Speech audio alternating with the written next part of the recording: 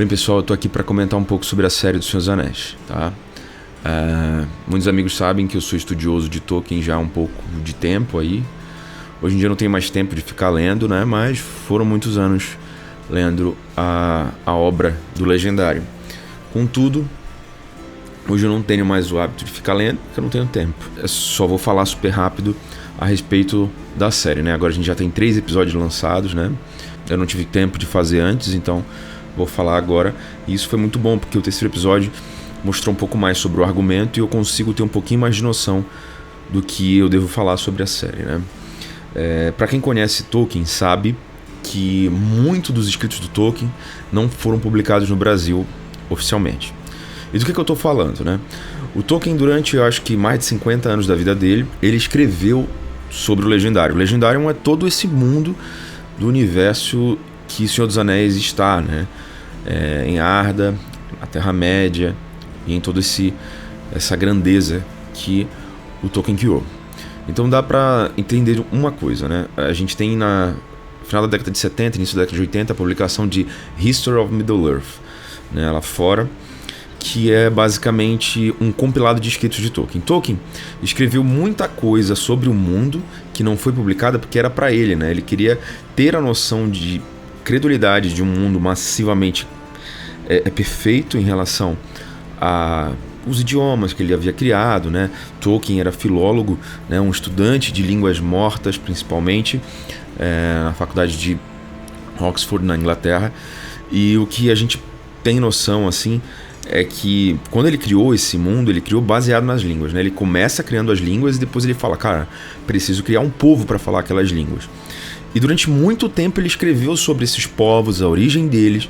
A gente tem um pouco disso no Silmarillion, que seria publicado por Tolkien, e a editora recusou, porque depois do sucesso de O Hobbit, ela queria uma continuação direta e não uma história prequel, né? Não uma história pregressa que ia contar sobre a criação daquele mundo. Então ele escreveu o Silmarillion, mas aí ficou guardado. Os 3 grandes contos, como Beren e Lúthien, A Queda de Gondolin e Os Filhos de Húrin, também foram algo escritos há muito por Tolkien e foram publicados pós-vida, né? Isso porque o Christopher Tolkien, o filho do Tolkien, né? Alguém que acompanhou a trajetória do pai, inclusive desenhando mapas e editando as obras do pai, com o pai ainda em vida. A gente tem também muito, né, do Christopher publicando obras póstumas do pai, porque o pai escreveu muito, mas essas ideias precisavam ser organizadas.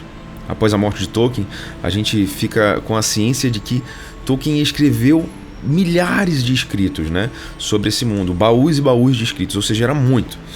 E aí o History of Middle-earth, né, a obra com 13 volumes bem grandes, ou seja, é muito texto, né, milhares de páginas, foram publicados nos anos 80, editado pelo Christopher Tolkien, mostrando como foi a criação desse mundo e muitos dos escritos sobre o mundo que Tolkien tinha ciência de como eram, a gente não, foram publicados depois também. Então a gente tem muita coisa sobre a Terra-média que não está no Senhor dos Anéis, não está no Hobbit, não está no Silmarillion, no Contos Inacabados e nem nos 3 grandes contos.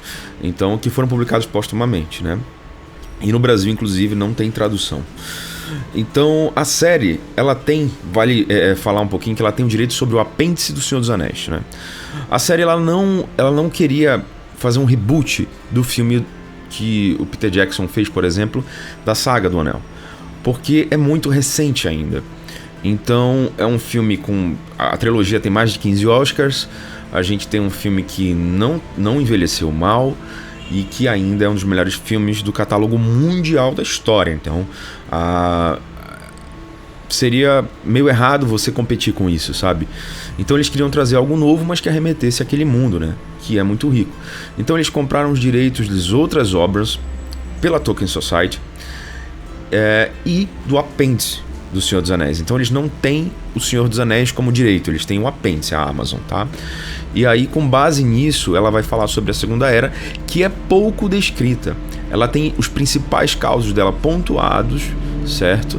Mas ela é pouco descrita, algumas passagens de tempo até a criação dos Anéis, a queda de Celebrimbor, a ascensão de Sauron e até a Guerra do Anel que a gente vê no início do Senhor dos Anéis. Beleza?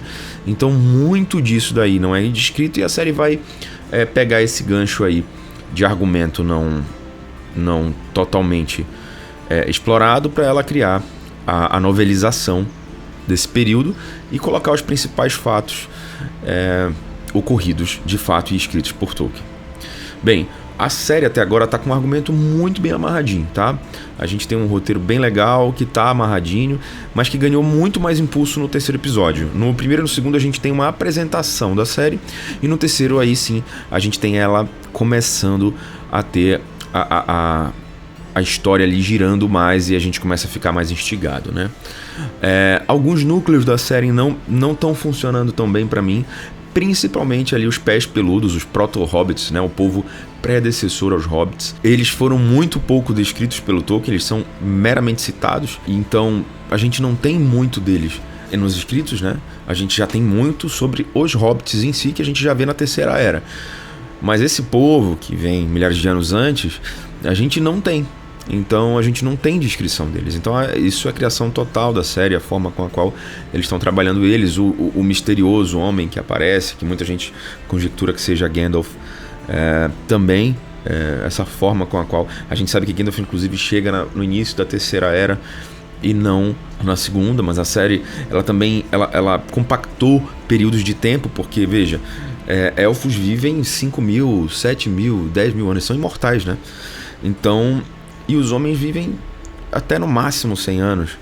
Então a série teve que compactar tempo para que o elenco inteiro pudesse contracenar e chegar na Guerra do Anel.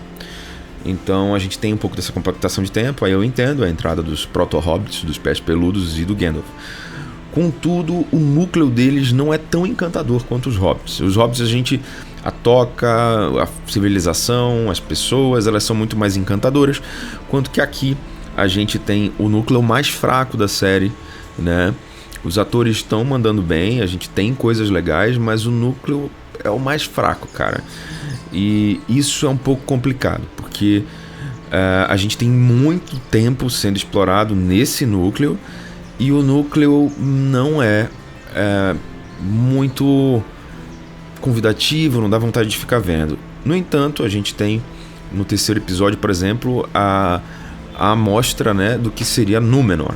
E aí é o núcleo mais interessante, é o núcleo mais político, com mais intrigas, e que faz com que a gente consiga ficar mais engajado na série, entender um pouquinho de mistérios ali que estão sendo abordados. Outro núcleo muito bacana é o núcleo ali dos elfos cinzentos ali nos Reinos do Sul, que estão explorando aquelas escavações dos orcs e tal, que também tá rolando muito bem ali. A gente consegue ter o mistério ali do Adar, né, um novo personagem inserido na série, que a gente não sabe se é Sauron ou se é uma outra criatura que é líder daqueles orcs que estão ali escavando a região que no futuro será Mordor, né? Tem inclusive essa história, né, na série, a origem de Mordor, né? A série ela inicia muito bem com uma introdução bem bacana, mas muito, muito resumida. Eu não sei se isso aconteceu em relação à Primeira Era porque eles não têm os direitos de tudo, ou se foi a melhor forma que eles encontraram para que a narrativa ficasse coesa. No entanto, a gente tem uma noção ali de que foi o Morgoth que queimou as árvores Laurelin e Telperion lá na Primeira Era, e enfim, a Ungoliant não é nem citada, por exemplo. Então tem um monte de coisa picotada, né? Mas eu acho que é porque eles não têm direito sobre todo o material, tá? E aí já é uma discussão muito complexa sobre o que é que eles podem ou não fazer nesse período, já que o direito não é completo, tá? Outra coisa bem bacana é a forma como a Galadriel está sendo explorada ali na série. Muita gente que só leu O Senhor dos Anéis não sabe que a Galadriel no Senhor dos Anéis já é uma elfa muito antiga que existe desde a Primeira Era. Então, uma mulher que viveu milhares de anos, e ali ela mudou, né? As pessoas evoluem, elas mudam, elas viram outra coisa, né? E isso faz com que ela seja uma personagem no período da série na Segunda Era diferente do que ela é na Terceira Era.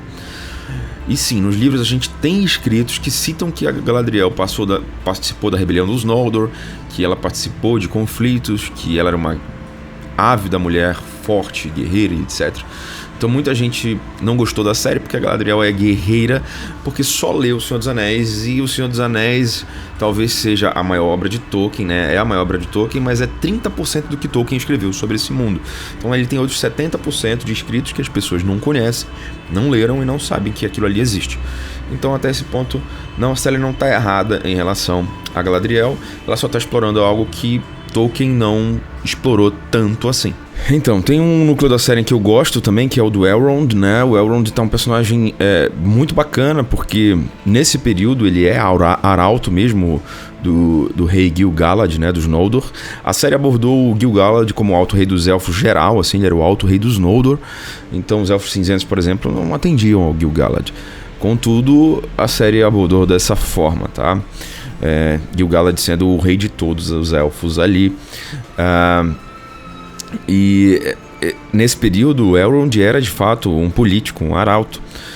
E por isso que ele começa fazendo o discurso ali que o Gil-galad vai falar no início da série. Isso é muito coeso, cara. Apesar de Elrond ter participado de guerras, ser um guerreiro ávido, ele também foi nesse período um político, tá? E Valfenda ainda não existia, ele ainda não era um senhor élfico. Então tá muito bem colocado o Elrond na série, tá? Eu tive um problema com Celebrimbor, eu não gostei muito da caracterização do ator, eu esperava alguém mais imponente. Apesar dele ser um artífice, um artesão, ele me passa um pouco disso nos escritos, de um elfo, né, mais imponente. Eu achei um cara meio morto ali, meio, né, sei lá. Eu não gostei muito do Celebrimbor. Nada contra o ator ainda, porque teve pouquíssimo tempo de tela, mas não gostei tanto. Sobre o núcleo dos anãos. Os anãos, Tolkien descrevia anões, o plural, diferente de como era em inglês. Não era dwarfs com F, era dwarves com V. Então na tradução em português não é anões e sim anãos. Os anãos de Tolkien, tá? Então não estou falando errado. Esses anãos de Tolkien, tá, não estão ruins na série. Contudo, o núcleo é legal. Ver Khazad-dûm é muito bacana. Mas toda a situação que acontece ali aparece numa salinha. Então você tem um reino filmado tipo, bem amplo, mas ali aquilo é uma sala do trono, não é? Cadê a sala do trono? Enfim, a gente tem um problema ali, porque a gente tem 2 Durin vivendo ao mesmo tempo. Isso eu não achei bacana, porque é Durin primeiro, segundo, terceiro e tal. Morre um Durin, o outro Durin vira rei. Então a gente tem 2 líderes Durin ali entre os anões. Não achei muito bacana. Apesar de que eu gostei ali do lugar, eu gostei dos atores, mas eu acho que a escala tá meio estranha. Você mostra o reino bem grande, e depois tudo se passa em umas salinhas assim. Cara, são salões gigantes dos anões. Eu acho que tem um pouco dessa incongruência aí no reino dos anãos, né? E é isso, basicamente, da parte dos anãos. Eu, basicamente, tenho por gosto pessoal essa história, porque pra mim é a história mais adaptada pra série, tá? É a história dos filhos de Húrin, um dos grandes contos, tá? São 3 grandes contos, né? Beren Lúthien, A Queda de Gondolin, certo? Quer dizer, A Queda de Gondolin. Esse aqui é o Beren Lúthien e A Queda de Gondolin, né? Esses aqui são os 3 grandes contos.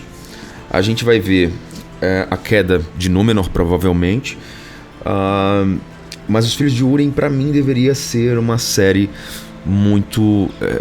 uma série que a Amazon deveria fazer. Pode ser um spin-off aí, mas tem tudo, cara. Tem tudo pra ser algo meio Game of Thrones dentro do mundo de Tolkien, porque a série é muito bem amarradinha, a história, né, pra fazer um arco de série, né?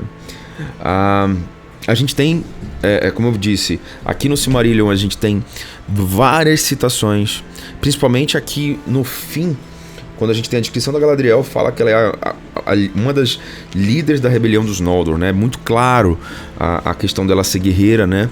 Então é só você ler aqui que você vai ver que a Galadriel tem sim participação em guerra, em conflitos armados, né? Porque os Noldor estavam armados até os dentes depois do roubo das Silmarils. Então, sim, ela tem como ser guerreira, que é grande parte da discussão. Aqui no fim do Senhor dos Anéis, e deixa eu ver aqui o Retorno do Rei. Aqui no fim do Senhor dos Anéis a gente tem os apêndices, que é o que a Amazon tem direito, beleza? Em relação ao Senhor dos Anéis, tá? Ela também tem direito de outras obras. Mas, ó, basicamente, o apêndice do Senhor dos Anéis é todo esse calhamaço aqui, ó. Então tem muita coisa, mas tem 3 eras resumidas aqui. Fala da primeira, da segunda e da terceira, né? A gente sabe que vai ter um desdobramento político, principalmente em Númenor. Por isso que ela está sendo muito bem descrita, muito bem explorada. Os efeitos visuais das cidades lá, mano, sensacional, cara. E aí a gente vê onde esse $1 bilhão está sendo gasto. Então, eu acho que é essa questão de ter homens que foram seguidores de Morgoth, terem homens que foram aliados dos Valar e dos Elfos, e ter essa questão política sendo explorada e explicada vai fazer com que o público em geral entenda o conflito. E é a partir de Númenor e de todo esse conflito que vai acontecer lá, político, é que a gente vai entender isso. A série ainda tá falhando no núcleo dos proto-hobbits, dos pés peludos, que ela ainda não conseguiu encantar. Ele é um povo nômade, não é um povo com todo aquele apelo dos hobbits. E essa origem do que seria provavelmente o Gandalf, né? A gente tá conjecturando, a gente não sabe se é. Pode ser um dos outros magos, pode ser o Radagast, não sei, cara. Mas do jeito que tá, se for o Gandalf, ainda não peguei essa parte da série. No geral, o argumento tá muito bem amarrado, mas esses núcleos que eu tô dizendo que não tá funcionando, a série precisa resolver. E eu acho que ela vai dar muito mais certo se ela focar mais em Númenor, tá? E no núcleo dos Elfos Cinzentos que estão ali nos Reinos do Sul, enfrentando aqueles orcs ali que estão fazendo aquelas escavações, que é basicamente a criação de Mordor, tá? Então até que Sauron apareça, seja como Sauron, seja como Anatar, né, que é a forma élfica dele, no qual ele engana os elfos ali no futuro. Eu não sei se esse Adar é ele, porque Sauron usou muitos nomes, né? Esse nome não tá nos livros, mas Sauron usou muitos nomes e isso tá escrito lá. Então é isso que a gente vai precisar entender, né? Mas a série agora tá pegando um ritmo bem legal. No geral, eu acho que é a partir dessa trama política que a gente vai conseguir se engajar muito mais nela. E é isso. Essa é a minha opinião sobre a série. A série tá bacana, eu tô gostando dos efeitos, do elenco e tudo mais. Alguns núcleos estão se arrastando, mas acredito que se resolver esse aí dos proto-hobbits e concentrar mais em Númenor, a série tem tudo pra ser uma das melhores dos últimos tempos. É isso aí, galera. Abraço, falou e tchau.